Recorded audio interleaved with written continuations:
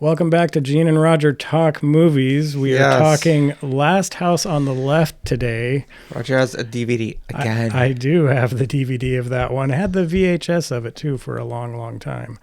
Although the VHS was horribly edited. It came out in 1972. Yeah. What do you say? This DVD is the most complete version that exists currently of Last House on the Left. Very controversial when it came out. Wes Craven's first film. But the big question is, Gene, where are you at with this one? I'm going to give a little prologue. I'm going to just be a little confession, I think. I'll speak openly of my life. But Wes Craven, I think you have to give him props. I think he was making a critical decision against, 1972. The Vietnam War was still raging, although it was winding down. Like they actually ended in 72. But Wes Craven, he was really critical. I was reading a review of this movie. He was critical of Westerns, that they kind of sanitized violence, and also the Vietnam War in and of itself. You know, the media coverage tried to downplay the horrific violence that took place. And so he wanted to make a movie that showed violence and just show it. You know, just don't hold back, just show it. And that in it of itself would be horror. But not like silly horror. Yeah, like modern movies, The Terrifier, which is just a cartoon. It's like people get chainsawed, and you see it right there, but it's not horror. It's nothing. It's not scary. It's nothing. You're not related to it. They don't build any tension. There's no attempt even to have a story structure or plot development. It's just ridiculous. Keeping in mind that Terrifier is awesome. No, Terrifier sucks. You remember horror? This horror. Horror should some deformation of the human form, one, and it should disturb you on some level. Terrifier is absolutely number one, but it doesn't do anything on number two. But this movie is Wes Craven's attempt to do both. There's manipulation of the human form. It's two girls. They both end up dying. You know, they get stabbed. One gets shot. One gets raped. And the rape is just right there. But so Wes Craven's attempt to go horror that way. But I would venture to say that he completely fails in this movie, because I thought, watching previews of this movie, there's a preview that said the only way to get through this movie, quote unquote, the only way to get through this movie is to keep telling yourself it's just a movie. It's just a movie. So I was expecting this horrific thing and I would be disturbed, and no, not at all. Parts of it were just extremely campy. Parts of it were just silly, straight up silly. And what I reckon that in this movie is like Wes Craven's attempt to be gritty. I would think he failed in even that. You know, again, I don't know what the original movie looked like. There were some cuts made, but no. This movie straight up sucks. I hated this thing. And I was going to confess is that when I was a kid, because I thought this movie would be disturbing in its visual portrayal, especially of murder and the rape of the girls. There's Mari and Phyllis. It's because, just to confess, like when I was growing up, when I was a little kid, actually, like we'd go see my grandmother, right, in this rural town, Colorado. And so, but some of my uncles lived with my grandma for a while. And they had their Playboys and penthouses all over the place. You know, and so, of course, I'm a little kid. I was like 12 or 11. I'd go in there and check them out. Of course. And I think it's okay for me to say this. Enough time has passed, Gene. I think yes, it's okay. Enough time has passed. I'm like an old dude. But anyway, there was this penthouse there, and on the cover, it was like Warfare, the True Pornography. And it was like, this is around probably 72. It was 71. And so they showed really horrific images from the Vietnam War. And in my mind, I was thinking that this movie would go down that avenue, because they showed a picture of this American helicopter pilot. And he had been decapitated, but there's just a picture of his body just right there. and this other picture of, of course you don't see things like that and forget about them. And so this other picture, this like Vietnamese boy, burns over most of his body. Just horrific stuff. This is what war is really like. And so I was expecting this movie, but no.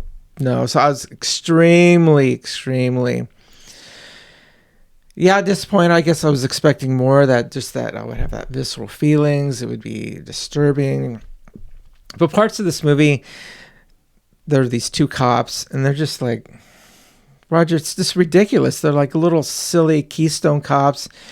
And parts of the killing scenes where the girl gets stabbed, when the girl's getting stabbed, there's this really just silly music. Like when she gets stabbed, there's just like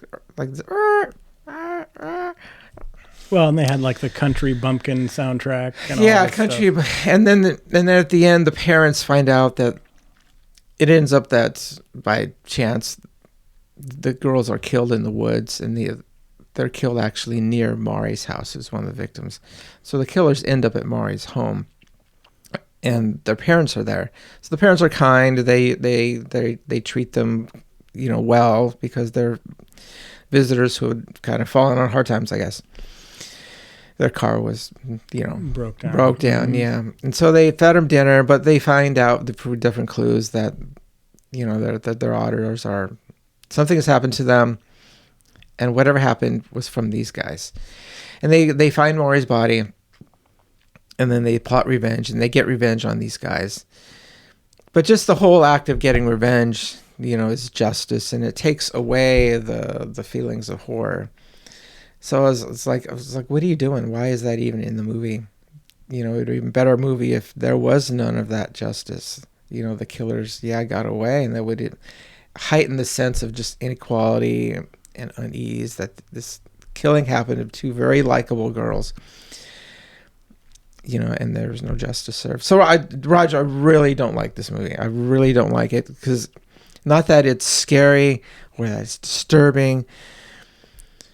I appreciate Wes Craven's attempt, but who am I? Like I'm a critic, It's easy to criticize something. He's the one who made it. I need to make a movie, and then some other person could criticize it, but it's no good. I would not recommend this movie on any level to anybody. Yeah, it needs to go into the dustbin of history. So there it is. Everything Gene has said is absolutely correct. However, I have to recommend this movie, and I'm assuming most of our viewers have already seen this movie because of its iconic stature within the history of horror films. Wes Craven, like Gene said, set out to do, I'm going to do a film that shows violence up close and personal and doesn't glorify it, doesn't glamorize it, because most films up to this point had not done that. And it was more of a, Friday the 13th obviously came much later, but more of a geek show kind of thing where we're just trying to titillate the audience with this stuff. Right. And this was, no, we're going to get down and dirty and do that. The major failing for me of this movie is two things, although one I give a little bit of a pass to. The soundtrack is completely contrary to what's happening on the screen. Right.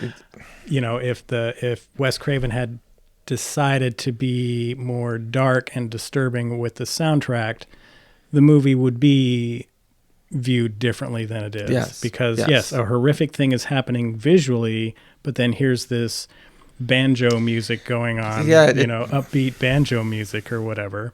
And so that's really weird. And then, of course, the quote-unquote comedy relief, which is completely unnecessary in this movie from the two cops, one of whom is Martin Kove, who you remember from Karate Kid and stuff like that. Is the sensei from Cobra Kai. And it's like, why? He was right there. Yeah. Very young in this, of course. But 12 years later, Karate Kid.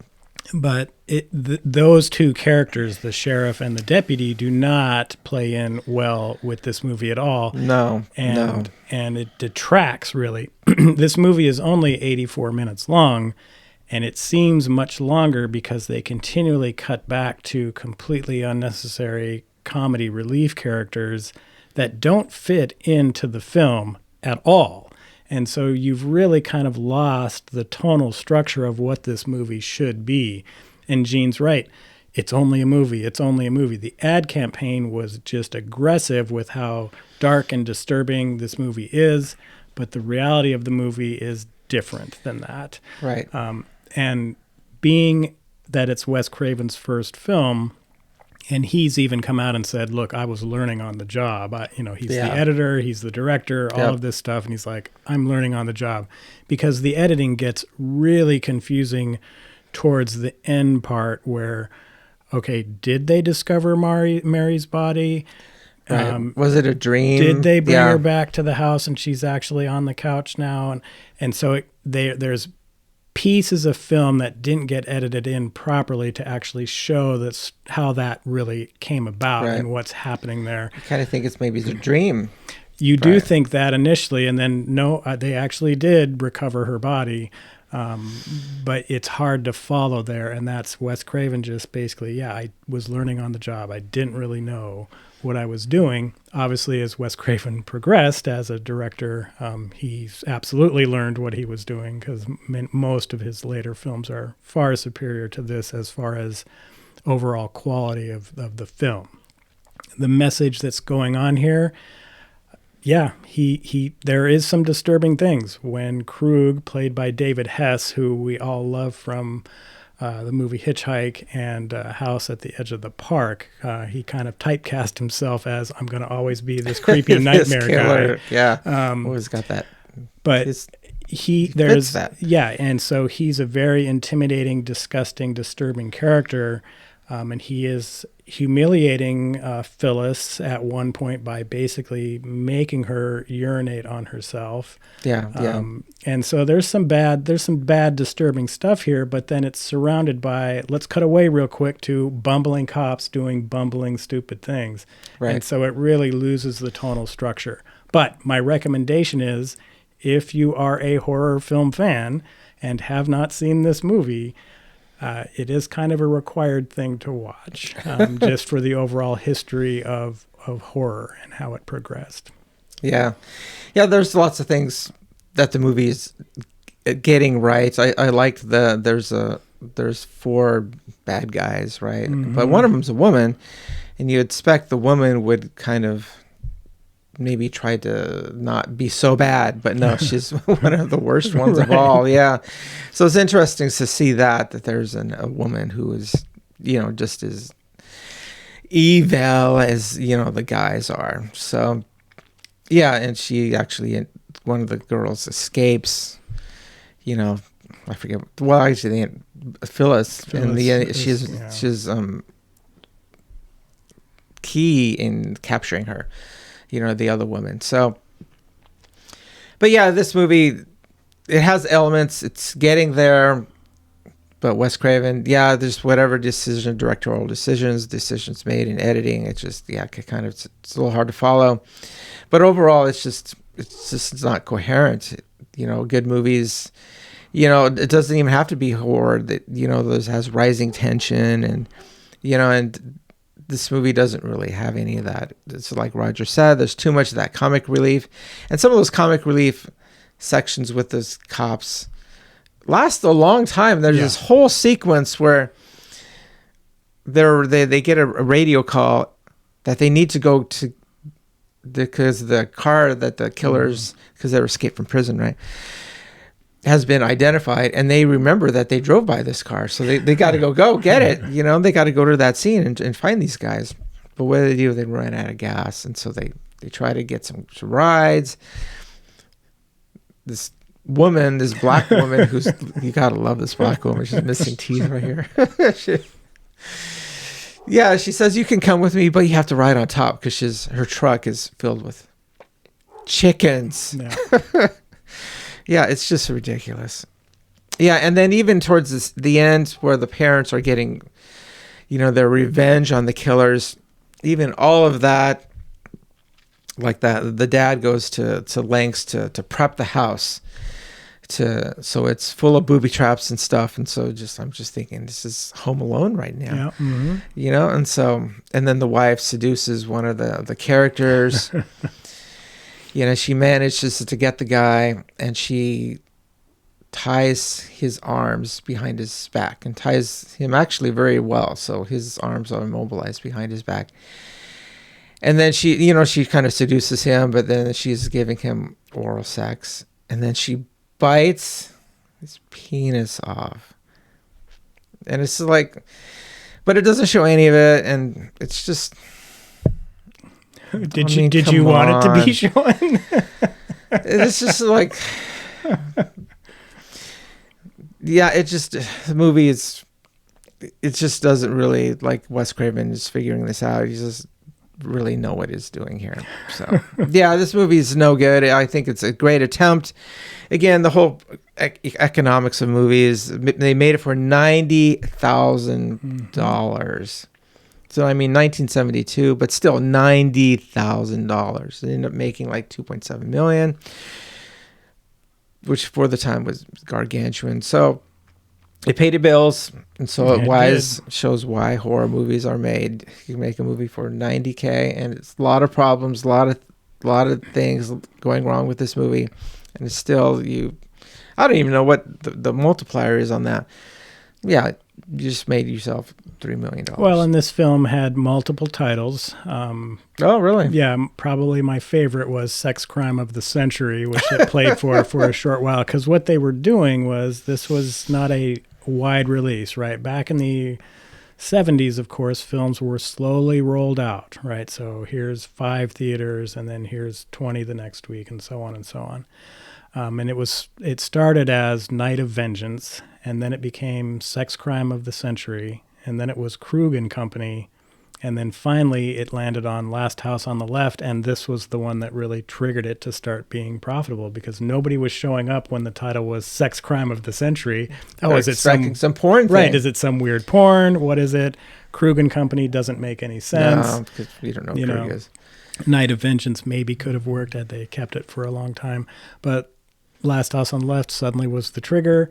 The good ad campaign that they tied in with it then of the It's Only a Movie really worked, and so that's kind of what cemented this film going forward. However, this movie still to this day does not exist in its original released form.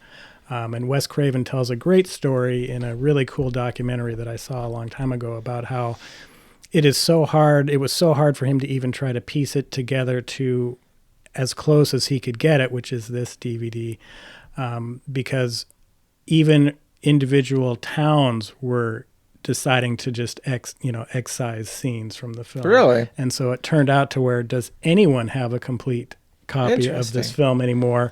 And even on this DVD, there is extra footage included that is not part of the DVD movie. It's just extra stuff, because when Sadie, or whatever, the girl, stabs Phyllis and kind of starts digging into her body and pulls out her intestine. There's a much longer sequence there where she's actually fondling those intestines and all of this stuff.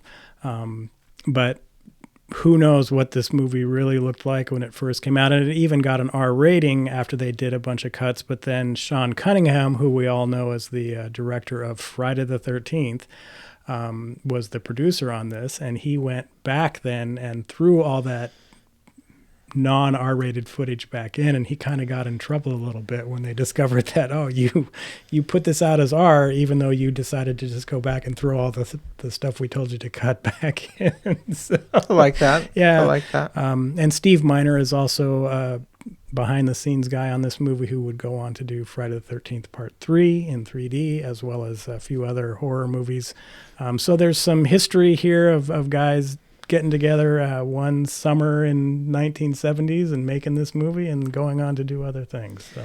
Yeah, well, there you go. Started the careers of a lot of people. Yeah, and so it's got historical value. Everything Gene said is true. Everything Roger said is true. The movie just kind of loses its way with the, take out the comedy, take out the banjo soundtrack stuff. It might be different. But we'll never know, because there it is. I saw it on Prime for free. It's just, I have a Prime account. It's just there. Yeah, and there was a remake back in, I think, 2009, 2010. I have not looked at that remake, but I maybe will at some point to see if they changed any of the idea of comedy relief, because maybe it would be a little stronger. But That's it. Gene, anything more to say about No, I Last don't have House on the anything else to Left? say about this now. So I'm overjoyed about next week's episode because Gene has agreed to do Bambi: The Reckoning. I saw it last Just week. released. I'm agreeing because Roger's a cool guy. But Roger, if this movie sucks, I'm going to be mad. I'm looking forward to next week's episode just to see what Gene thinks of Bambi: The Reckoning. Roger's vowed that I'm going to like this thing. So I will be shocked if he doesn't. But yeah, I mean, what I'm looking for is just, again, some deformation of the human form. I mean, just a coherent storyline and something that's disturbing in some way. I mean, it is horror. Come on. It can be done. There's lots of movies that fulfill those requirements that are out there. So we will see where Gene's at, because there is a lot of deformation of the human form going on in Bambi: The Reckoning. Yeah, I'm afraid it would be like that stupid Bambi movie where all it was, you just got together a bunch of size 6 models. Winnie the Pooh, Blood and Winnie Honey? the Pooh, Blood and Honey. You just get together a bunch of size 6 models, and then you just figure out different ways to just kill them. Okay, so we will see where Gene's at with Bambi: The Reckoning next week. Yeah, I'm very excited to review I'm this. hate it. So anyway, thanks for tuning in. We'll catch you next week. Bye-bye. Bye.